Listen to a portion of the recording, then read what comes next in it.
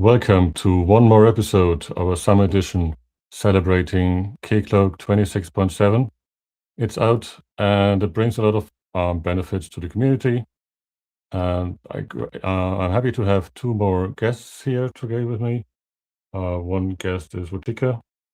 Hi, Ruchika. How are you this morning? Hi, how are you? I'm very good. Thank you for having me here. Yeah, and I hear you're going to be talking about proxies Yeah, and how what we did for that in the latest release of Keycloak. yes, absolutely. So it would be more on Traefik proxy, which will be focusing on how it made the solution better for the reverse proxy part for Keycloak. So Yeah, that's great. Great to have you on board. And we have one more guest here today. You might know him from a previous edition. Hello, Martin. How are you today? Hello. I'm fine. Looking forward. Yeah, and you're going to be talking about passkeys, I hear, and latest developments on scope. Is it parameterized scopes? That's how it's called, right? Yeah, right now it's called parameterized. We will see it later, right? But just talking about some small stuff that we edit, I think it's nice Yeah. to see it happening. Yeah. Yeah, great that we have such a full program today. As usual, we will stay for 1 hour here. We will have some introductions to the topics. Between the topics, we might have a break. We can also, I ask you to post your questions in the chat. We will then read them out. If you're, I would like to hear from you where you're joining from. If you're joining from somewhere where it's now in the afternoon, like it's for me, or if it's if you're joining from somewhere where it's early in the morning, in the middle of the night. If you're joining from somewhere where it's summertime and hot outside, or if you're joining from a place very cold. The good thing is that Keycloak is used in a lot of places around the world, and we're very happy for that. If it's in the middle of the night for you, I'm very sorry. But, well, it's going to be recorded. But those who are here, very big welcome to you who are joining live, because with you and all the questions that you have, this will make it a very much more vivid experience for everyone, including those watching the recording. I see someone joining from Oslo. Hello, Okulusme. Sending us a hello. That's great. Yes, you can join us on YouTube within the chat. You can join us on LinkedIn as well on the chat. So wherever you are, post your chat items there. So let's give it a start. I think we should go with proxies first. Ruchika, you want to take us through proxies and how that works with Traefik? yeah, definitely. I'm ready. Yeah. Thanks. Then give it a go. We will see Martin later then. Sure. So hi everyone again. So what we tried to evaluate and implement on the reverse proxy solution for Keycloak was basically focusing on Traefik and HAProxy, but today I'll be talking more on the Traefik. To optimize, it's basically high availability, traffic management, and security again. So we basically designed and compared two primary architecture patterns of proxy, reverse proxy. That is TLS pass-through, which was at level 4, layer 4, and which is even called as true end-to-end encryption. And one more pattern was TLS re-encryption, which was at layer 7, using the mutual TLS to secure the internal backend communication. So as you can see on the screen, this was the basic architecture that we followed. It was giving us some benefits where it was having single entry point, was having private secure network, secure database. The main focus was basically to shield Keycloak's API while keeping the public authentication routes open and secured. So we validated it through high availability, through zero downtime rolling updates, and even by some graceful shutdown. Yeah. And as you can see, we have even tried and got some traffic hardening and securing, where we using the re-encryption method, where we were striping down the external headers. whatever untrusted public requests were coming up, we were spoofing it up. So for example, there was XB3 trace IED being spoofed up. There was security middleware that was being removed, striped. And then then again, it was re-encrypted and sent to the server. And then basically it was a secure network. That's what we were trying to achieve in two of the architectures. We have the complete setup tried and tested into our quick start repo, and we have even got the documentation done for everyone who wants to try it and test it. So that's available, I guess. So that's what we try to achieve it here. Yeah, over to you, Alexander. Yeah, great for sharing all that. So it's, I think it's the first time we actually have a quick start examples for proxies. So far, we only had guides, and at least I think you, but also Ryan Emerson, who were then trying out some of the bits about HAProxy especially, we were able to simplify things even in Keycloak, so people will have a better user experience. Yeah. I already posed. Go ahead. Yeah, sorry. I can see there is a question around re-encrypt and pass-through. If you would like, I can take that up, or however you say. You want to take that? Yeah. I was posting this question, right? So asking, well, who is then actually using re-encrypt and who is using pass-through? Yeah. I would. So that's. I'm wondering who. Well, when we did this implementation, we were not very sure how many people are using pass-through and how many people are using actually re-encrypt. So yeah, I don't know. Do you have any guidance of what people should maybe start with and what they should maybe use as they go? Do you? Yeah, definitely. I guess these are the two different architecture patterns that we tried to implement, but it completely depends on the requirement or what we're trying to achieve while doing this. So just by the differentiation of these two, if I can speak, we can understand what anybody wants. For example, TLS pass-through basically passes the complete data or traffic in an encrypted form directly to the backend without decrypting it. So for example, if someone has a scenario where they don't want the traffic to get de-encrypted in the middle, they can use TLS pass-through. Whereas if somebody wants to, harden their security by header controls or, by proper, like peeping into what headers are being passed, or they want to decrypt the data and inspect it, modify it.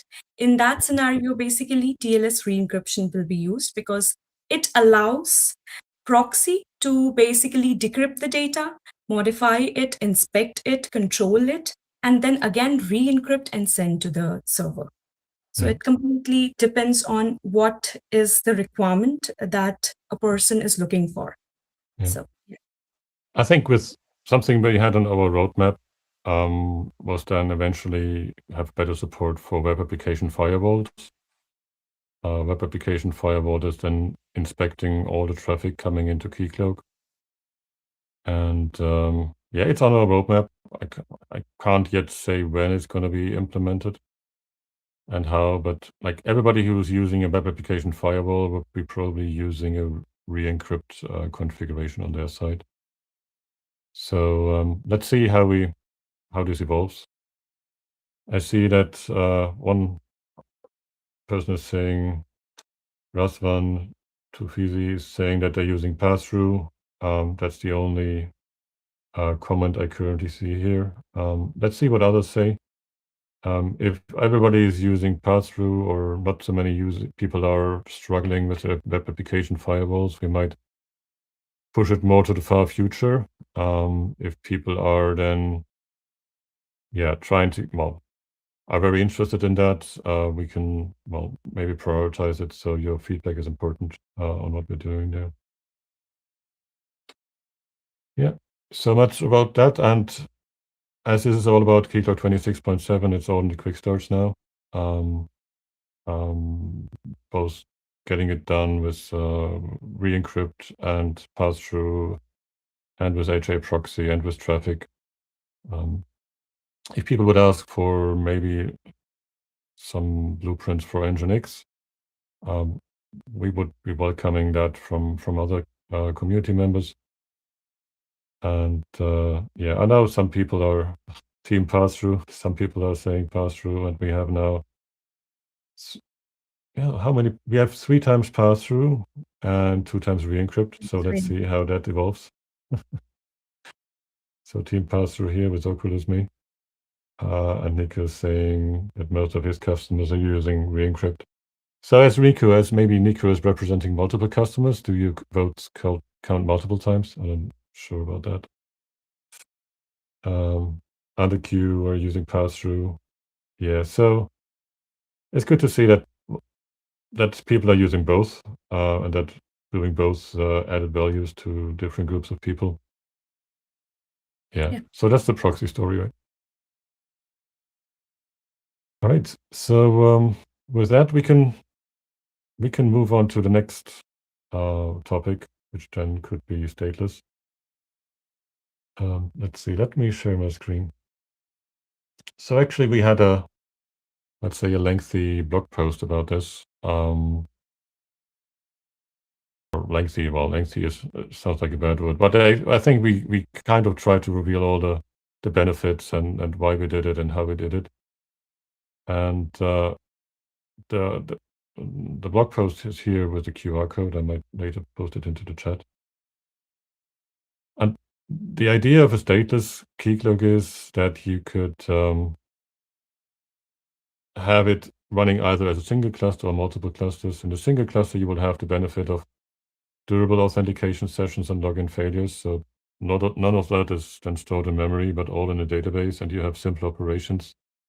I know that some people have been asking for, what's it called? Yeah, deployments instead of stateful sets. I think this stateless mode brings us a lot closer to that setup as well.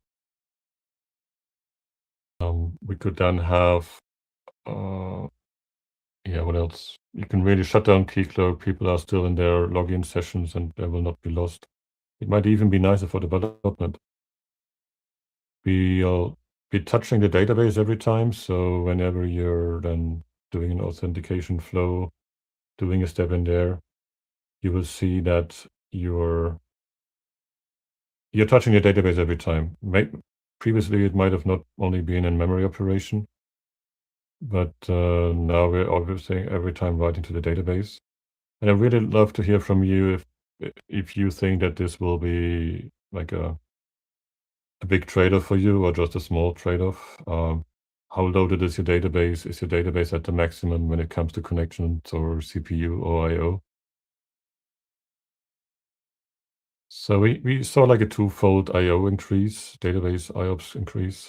At the same time about this latency, we're trying to, at least in the Postgres database, to do some, I'd say, hacks or optimizations. We're doing an asynchronous commit to the database. So all the latency of maybe writing to a standby database or writing it, flushing it to disk, when it's just an authentication session, we will not do that, but ask the Postgres database to write that on the next like schedule to limit commit to the database and to the file system anyway. So with that, it's going to be hopefully a lot faster. It should feel almost as memory as if it is memory. Let's see how good we are. I really appreciate that one person is already evaluating the feature, because well, it's about this. When you're unable to route InfiniSpan traffic across multiple zones, when you have different pods and different clusters, that's where it's all about. So these single cluster benefits, you're running Keycloak as of today, you're just switching it to stateless mode and it will just work. But then when you do a multi-cluster setup, then you have, previously we said, well, you should have an external InfiniSpan.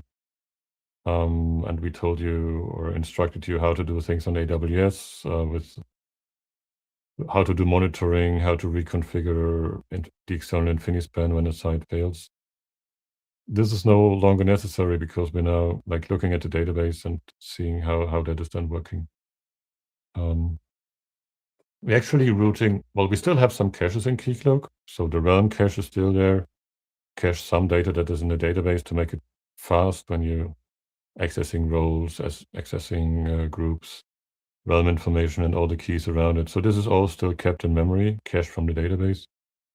But when there's a change to any realm data, the node will write it to the database, to an outbox table, and then the other clusters will read it. And once and the call will only return to the caller once the other clusters have picked it up from the database. So with that, you will see a trade-off of like 20 to 100 milliseconds, I would say, additional latency for realm updates. It's kind of depending on how often you pull from the database when you're doing that. So you can, by default, every cluster is pulling every 100 milliseconds from the database, which is a very conservative setup.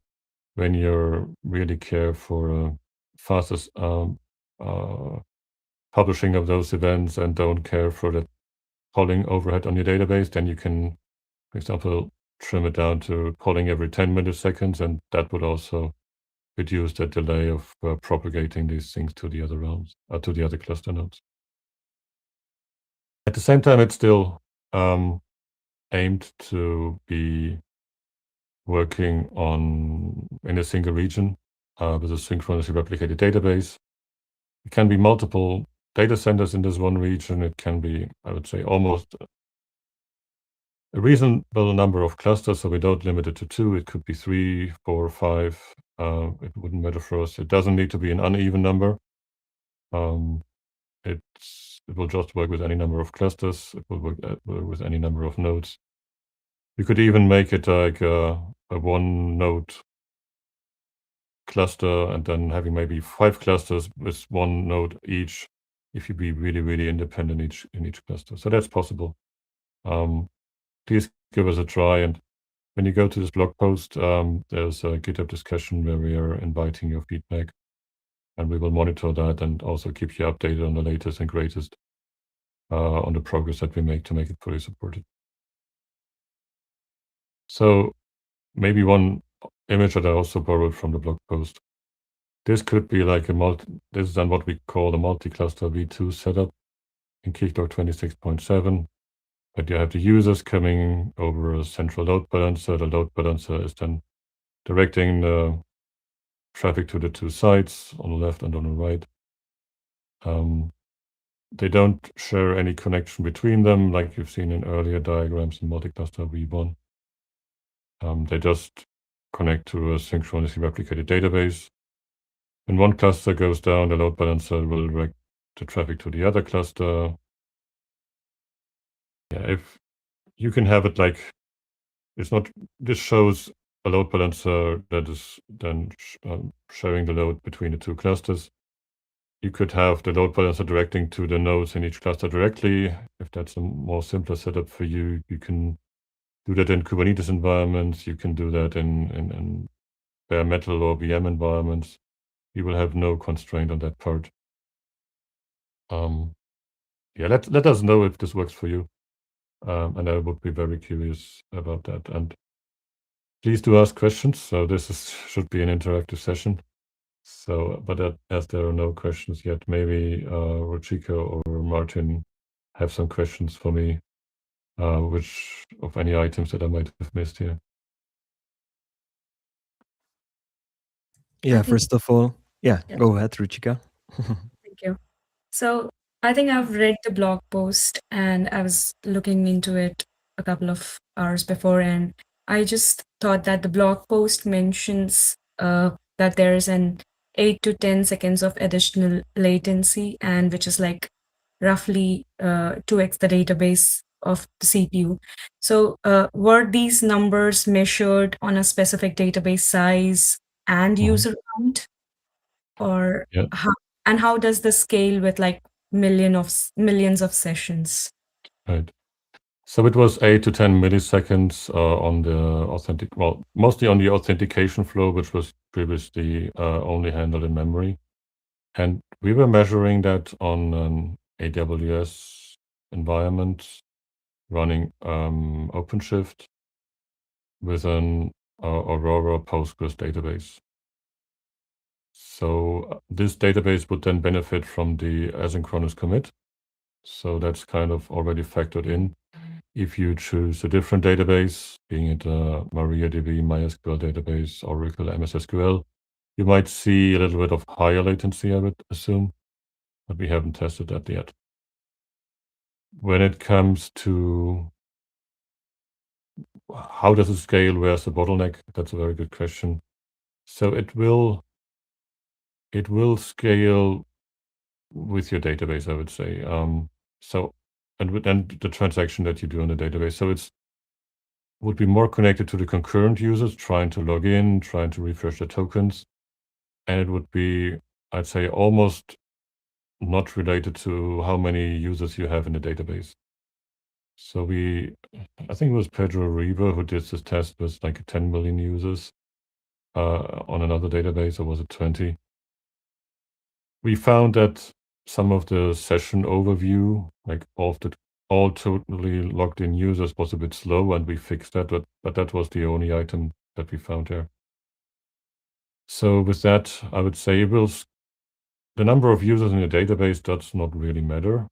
It matters more like how many requests you're firing towards Keycloak, and that might be the number of users logging in per second and the number of users refreshing their tokens per second.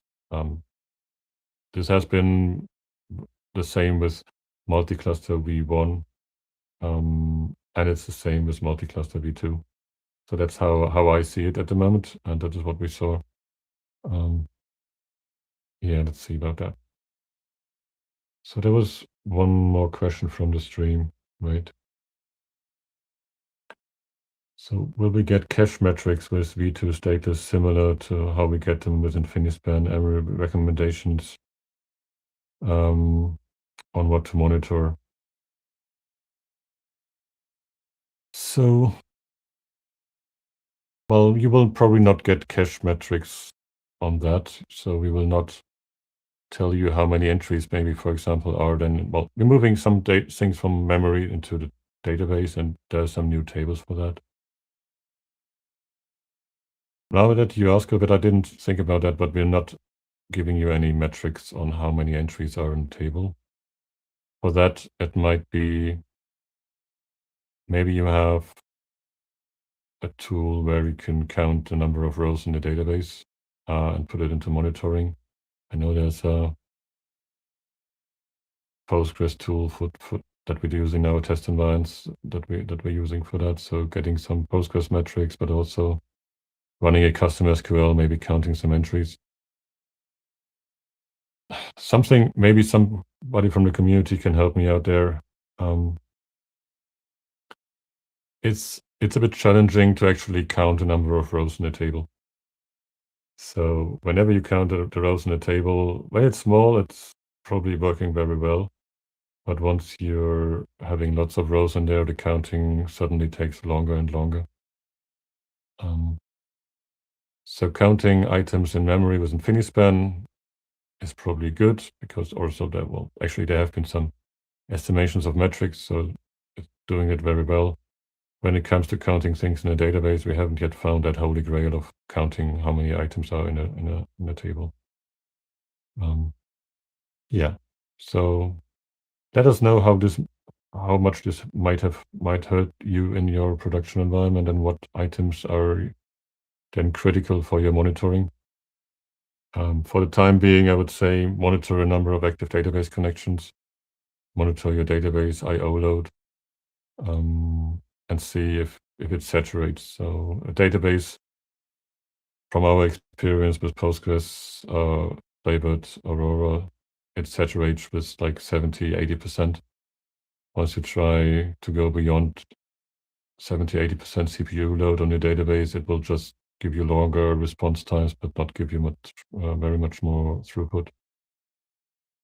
So CPU and IOPS for the database, that are the two things to monitor, I would say. Martin, you also had a question.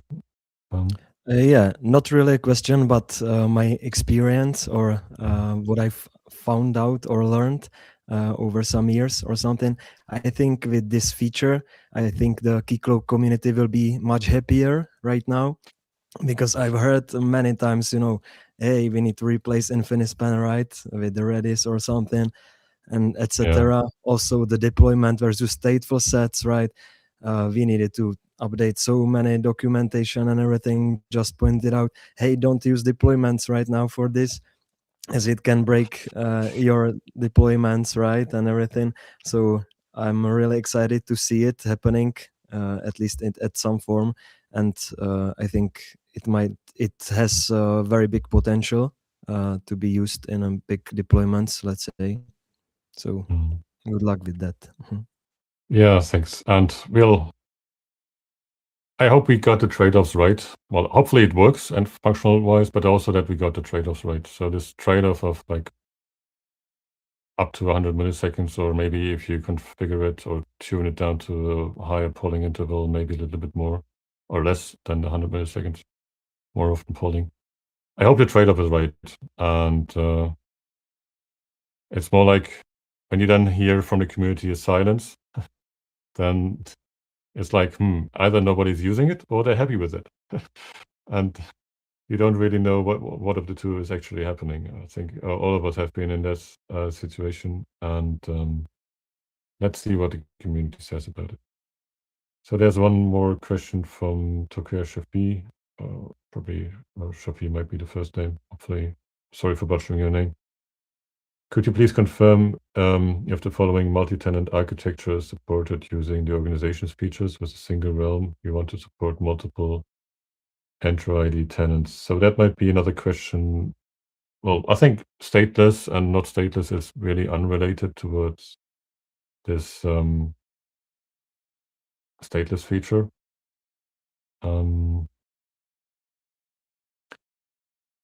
So that should be all right. So it's just the same Keycloak you deployed all the time. I hope that answers the question. If it does not, please post the question again. So Dennis is here. I know that you're running on MySQL. So I'm looking forward to get some feedback on how it's working for you with MySQL. Or even TidyB. Let's see, I've seen you commenting on TidyB issues on our public GitHub repository.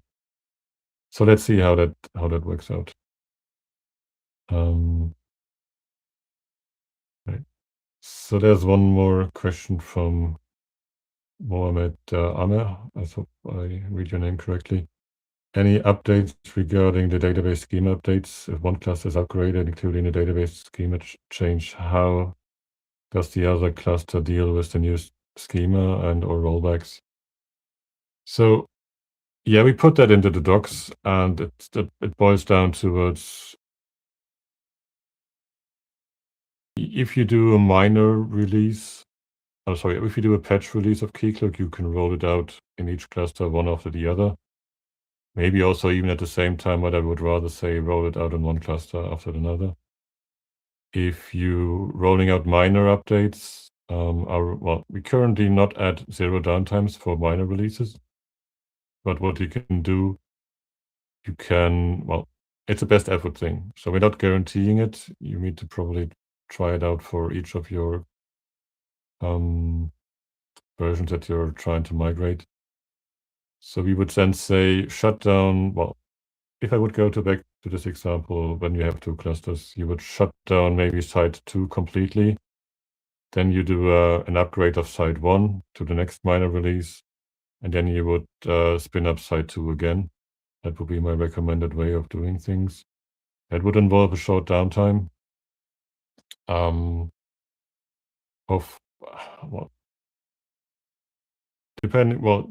if there are small database schema changes, and then it might be in the minutes. I know that we've been updating the offline client session table in the latest, 26.6 release. Some people have been struggling with that. You can work around that by creating the table, doing the schema changes which are not conflicting in advance. Keycloak has the option to. You can ask the new version of Keycloak before you actually run it what database changes it needs, and then you could go through the changes and apply them early, maybe do some data migrations early, and then the upgrade will be hopefully seamless and a lot shorter than it would otherwise be. I've been posting a discussion. I can share it in this chat as well. It take me a minute, maybe when Martin is presenting, how we could do minor upgrades also in a zero downtime fashion. We still need to figure out how to do that in a good way. How to work around this, any constraints around that. Yeah. So with that, let's stop talking about multi-cluster so much. I know that we also have Martin here on the call with lots of ideas about what's happening in the passkey space. So with that, I'd say, Martin, stage is all yours. So bringing your slides online and take it away. All right, thanks, Alexander. So first of all, I saw the nice opportunity to introduce to you a new Keycloak sub-team, Core Authn. So we have the sub-team that deals with the authentication mechanism in Keycloak, right? Like authentication flows, required actions, new ideas about that. So I would say it's a nice thing for the community, as we have more resources to take care about the authn stuff. I know that lately we hadn't so much time to spend on it. So right now we are going over the contributors PRs that are in the on a GitHub for some time. So it's nice to see that we move forward with also some new ideas and initiatives on how to proceed and be on track with other vendors, right, in this topic. Yeah, so right now I will just cover brief passkeys improvements. This 26.7 release was our first one inside the team. So we just discussing the new trajectory for the team and planning stuff. So we just do some polishing right now. So I will cover some recent passkeys improvements and also quite nice feature parameterized client scopes. Somebody can know it like dynamic client scopes. So also a good thing for the community is that we are going over the experimental and preview features that are part of Keycloak right now, and we'd like to promote them to support it if it's suitable, right? And not having experimental or preview features like 3 years or something. So for this one, it's nice to see that it's moving forward. Yeah. So let's go to the passkeys a little. So we have some terminology, right? As it's possible that you can log in without password. Might say it's passwordless, right? There's also the possibility to log in without username. So no data needed, let's say, typed by the user itself. So can be seen as usernameless, right? And passkeys are the answer for both of them. So from my side, when I joined the team, I think the passkeys are very strengthful. How to authenticate users, right?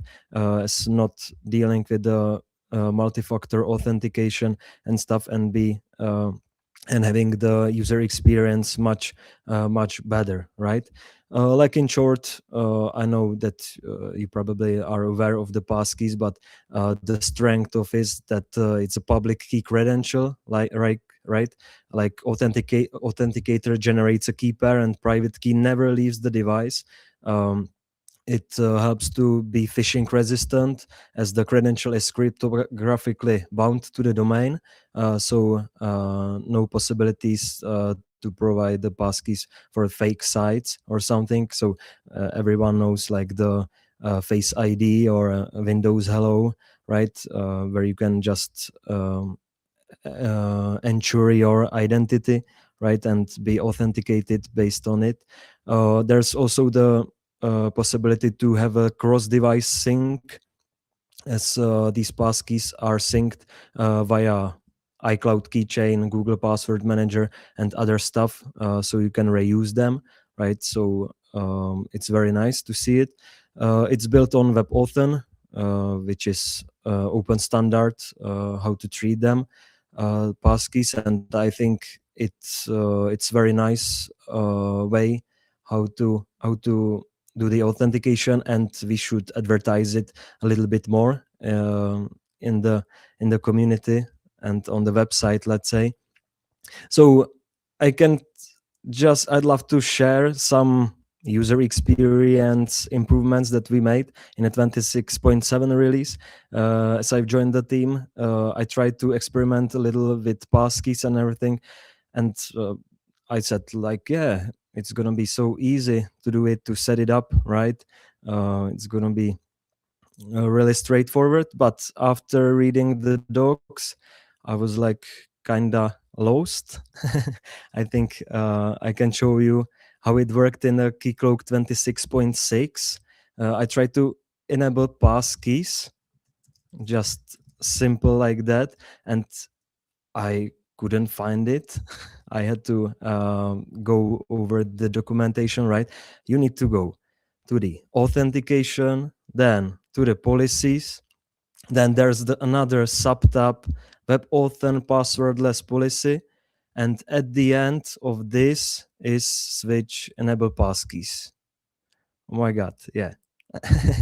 It's not very nice, right? I think that it should be much easier to do it for the administrators, right? So only with the simple changes that we can do, even in the admin UI, we can have a bigger results, right? So here it is the situation for the 26.7. At least it's better. Probably there might be better ways to do it in the future with some planned improvements in the authentication. But right now, it's as the passkeys are available at the login page, like sign in with the passkeys, right, button. So it might be seen as a login page customization. So as you already know, there's the realm settings, and then reauthenticate, admin, all right. Realm settings and the login, you can see that you can enable the registration, forgot password, right? And we have the enable passkeys. Click it and it's set up, right?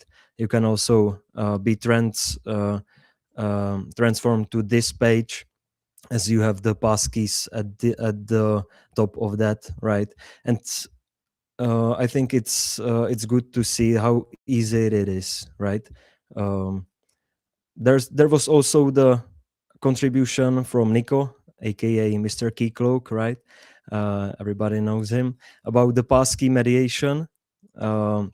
So we have some options here. You can find more details in the documentation, but it also provides you the ability to show the passkey dialog like right away at the login page, as you just want to have your users primarily use the passkeys, right? Or have it automatic with the silent mode, right? Or just not so strict about the passkeys and have it only like a hidden feature. So I think it's very nice to see it.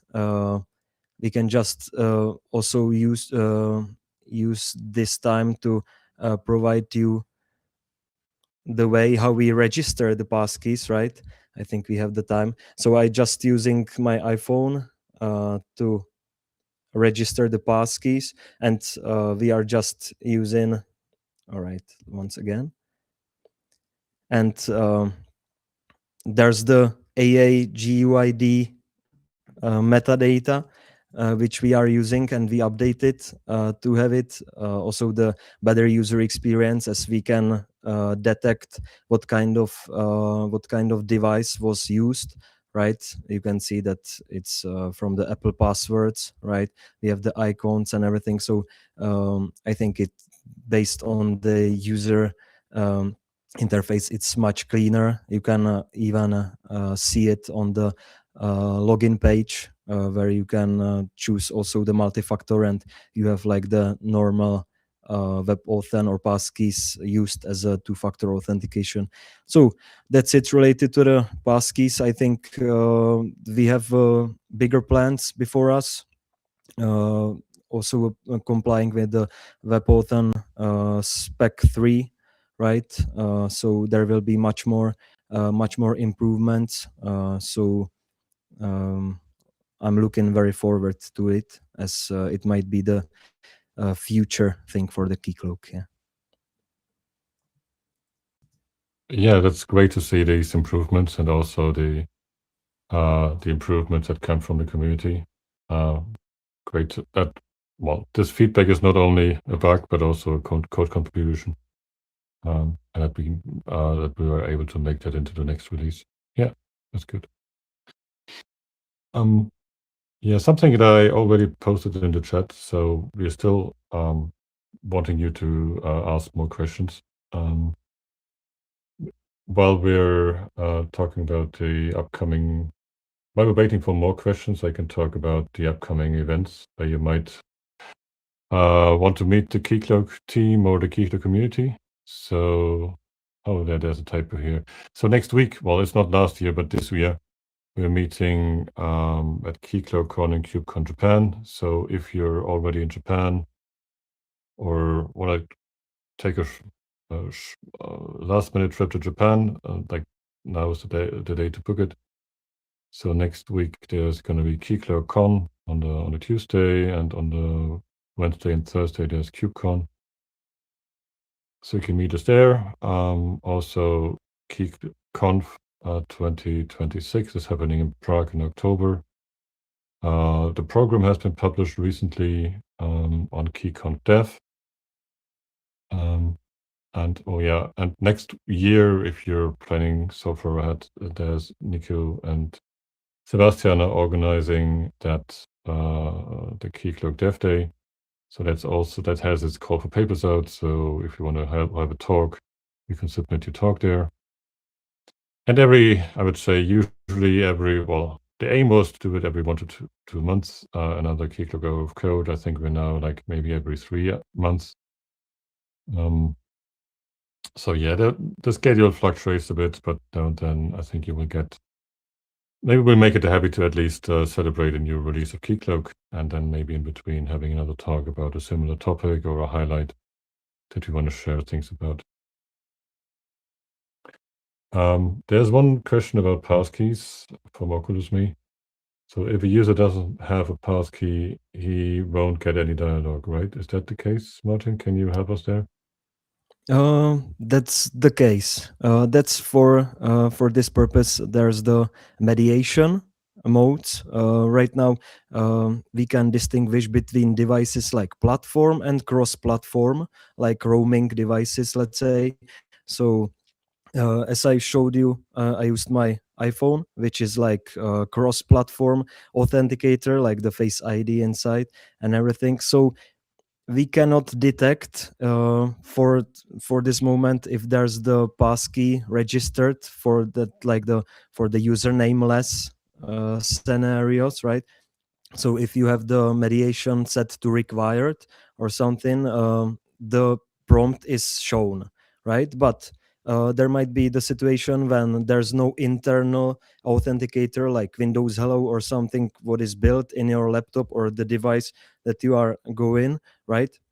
And the browser and the WebAuthn API just trying to detect if it's registered or not. And based on the mediation type, you can just choose whatever you want. Like, hey, it should be hidden initially, right? Or for other cases, you want to always show it and have it enable for the cross-platform devices, right? So it's based on the administrator choice. That sounds like a lot of options, Martin. that Yeah. and choices that an administrator would need to make. Yeah, and Oculus says awesome. I think you answered that question very comprehensively. Good to see that. Yeah, we have some more minutes, and with that, we also have more time for questions. Yeah. Yeah, and maybe I can also cover the parameterized client scopes, like Yeah, briefly. we can do a go. We give it a go on parameterized client scope. So the question that I would have is, why do I need them anyway? Yeah, you will see it why you need it. It's probably for some special use cases as well, but Mhm, also covering some workarounds that people are doing, right? mhm. Yeah. Should we cover? There's another question, right? Yeah, there's another question coming up. I'm reading it out. Our biggest challenge is helping users distinguish between passwords, passkeys, MFA, and social logins. What seems obvious to authentication professionals is often confusing to the general public. Yeah, it's probably confusing for the users, but also for the admins. Like, we know that a Keycloak admin might be only being a Keycloak admin of a Keycloak server might only be a fraction of your time at work while you're juggling so many other things. And finding the right configuration that works for people is definitely not easy and a challenge. Yeah. Yeah, that's true. That's also the reason why we need the Keycloak community, right? To try it out, share your Yeah. feedback about these features, and move it forward, right? Yeah. And maybe eventually getting the UI to be more comprehensible in some places. Right. Yeah, then let's give it a go. Tell us about parameterized scopes, or maybe they changed their name. Didn't you indicate that in the beginning? Yeah, that's it. Yeah, yeah. Okay. So, Yeah, take it away. Should I share your screen again? yes, Or is please. it? Okay. There we go. So parameterized client scopes. This is the equal to dynamic scopes as we had before. We just rename it to the parameterized to better reflect the purpose, as you are just using the uh, parameter for the client scope, and it's not like dynamically set, right? So I think it was our first intention on how to proceed with this feature, and we'd like to have it promoted, even to the supported. Not sure about the timeline right now, but I think it's very powerful feature, and we also use it in some other places, like for the next token exchange delegation stuff and other cases, right? So if you want to try it out, you need to enable the feature, right? Like the parameterized scopes. Um, as I've mentioned, it's also the approach for the workarounds that are in the community, right? For we can talk in a use case scenario as, for example, managing multiple projects in your business, right? In your apps and everything. So when an application manages multiple projects, each project typically needs its own token scope for access control. We can see it here. If you want to create the client scope, you know, in a normal way, how is it done? You just need to create every scope for every project for the application, right? Like project backend API, mobile app, dashboard, analytics, and even with the microservices architecture, there might be many more, right? For that, and you just need to have the consent, you know, like that the application can access your data, right? And stuff. So it's very hard to maintain it for use cases like that. That's why the parameterized scopes were invented. Let's say we just create one parameterized scope, let's say project, and then that you can just set the parameter of the client scope, right? So you don't need to provide any other scope for your service that you added to your business, right? But just reusing that. So even if you have 2,000 projects, you have just only one scope to manage, right? So that's also the case that with the normal scopes, the new projects cannot be requested until an administrator explicitly creates the scope in the system, right? So it's very fragile and not very useful, right? It's I think this is the biggest strength of the parameterized client scopes. And as I've said, 100 projects require 100 client scopes, right? For the parameterized scopes, we just use one client scope, and we can just focus more on the on other stuff and not having the admin nightmare with the scopes, right? Even for the parameters, it's possible to use some validation of these parameters. So if you just used the project and having the name in that, you can just say what value you should expect, right?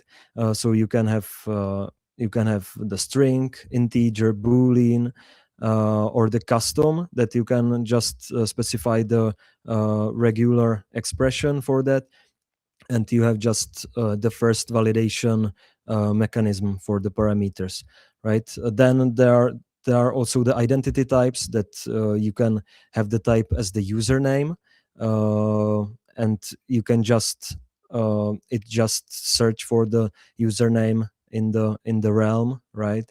And you can proceed with that.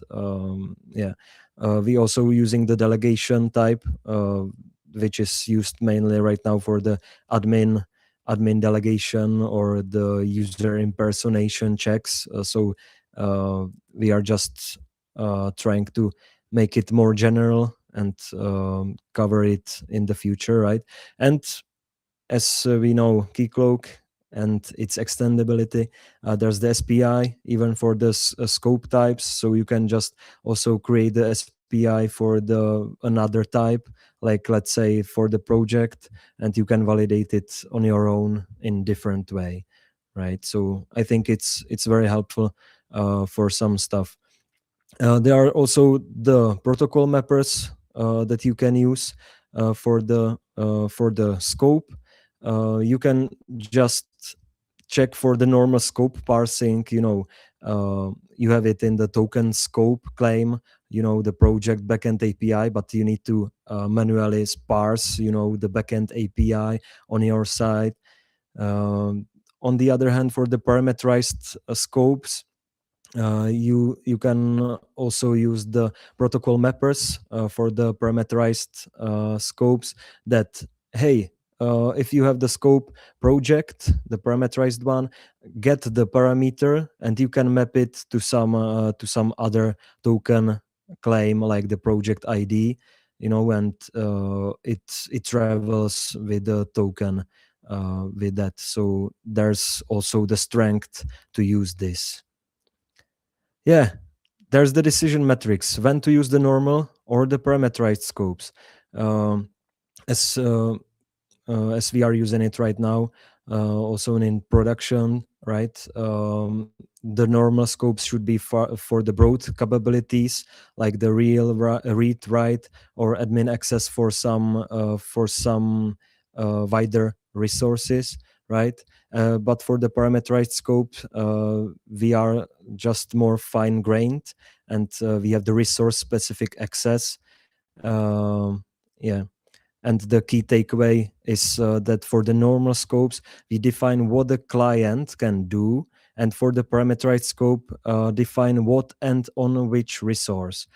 So we are more explicit in here.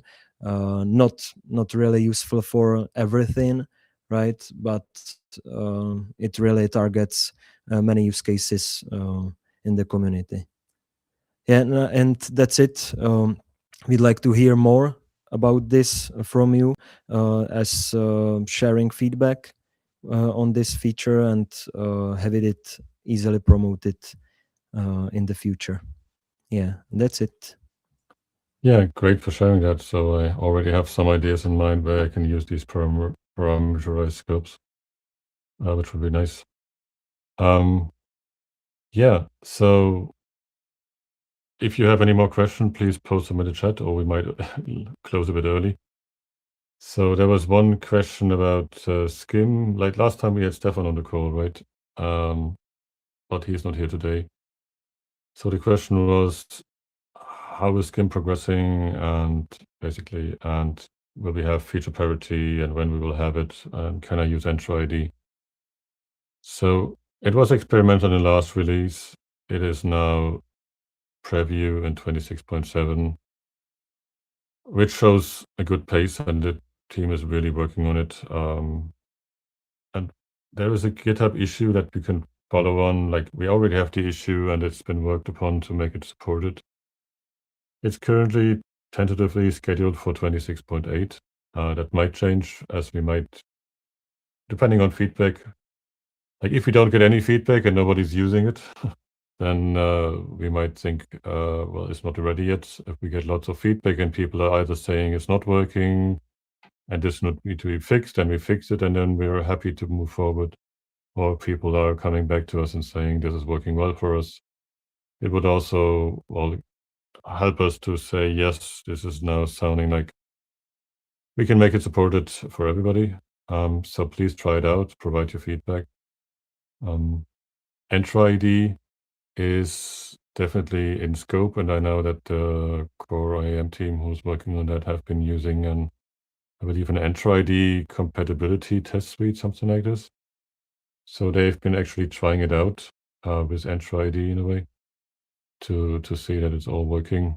But in the end, we don't cover all the use cases, but how people might use it in a production environment. So we already seen some bugs being filed, and people have, and the team has been fixing those already. So like the more feedback you give us, the faster it will be released to a fully supported state. So Oculus Me is asking, will support for SCIM client be added so that Keycloak can provision users and groups to other systems? I think I've seen an issue around, but for the moment, people are, well, the team is currently more like, is it then getting this mixed up with SCIM provider? So yeah, so this is the way we're focusing on that part first, but I think the SCIM client will eventually come as well. Right. Okay, yeah, but I keep it in mind. As you say, this might be useful for some of the systems.